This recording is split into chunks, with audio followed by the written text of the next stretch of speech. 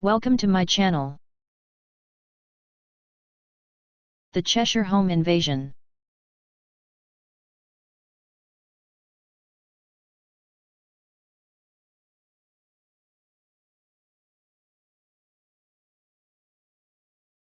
It was the evening of July 22, 2007, when 48-year-old Jennifer Hawk Petty, along with her 11-year-old daughter Michaela, went to the local store in Cheshire, Connecticut, to get food for a family meal.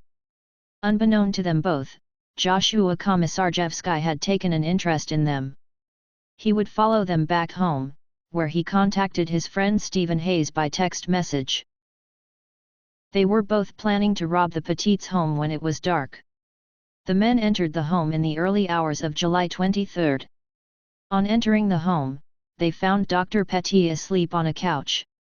They entered the basement where they discovered a bat, which they used to hit Dr. Petty several times. They then bound his wrists and ankles with some zip ties. His 2 children and their mother were also bound by the men in their bedrooms. After they were all restrained, the 2 men ransacked the house looking for large amounts of money.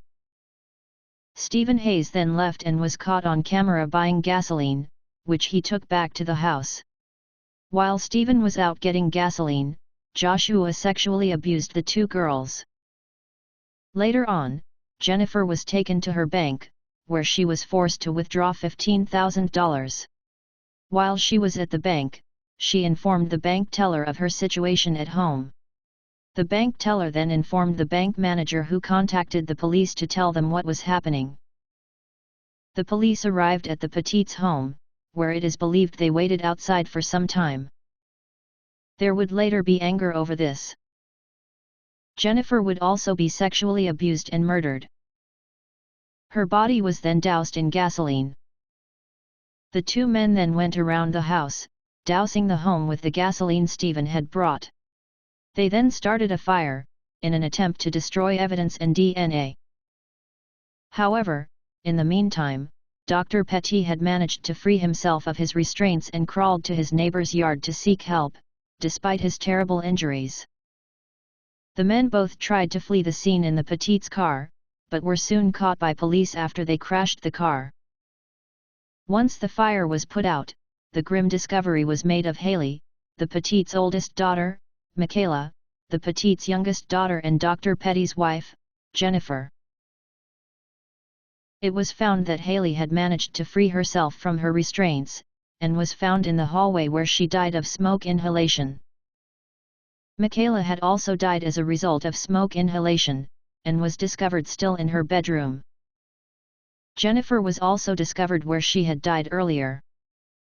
It was found that the home invasion had lasted around 7 hours, in which time, the Petty family had endured a horrific ordeal.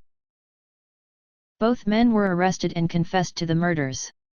They would both go on to blame each other for that invasion. The 2 men were eventually found guilty and both sentenced to death. However, this would eventually be changed to life imprisonment after the death penalty was abolished. There was a lot of anger towards the police as to why they didn't enter the house sooner. The home was demolished and a memorial garden put up in its place to remember Haley, Michaela, and Jennifer. Dr. Petty would go on to set up the Petty Family Foundation, in memory of his family. He would eventually remarry and have a son, but will never forget the memory of that horrific night. Our hearts go out to the Petty family for their terrible loss. May Haley, Michaela, and Jennifer never be forgotten. Thank you for watching.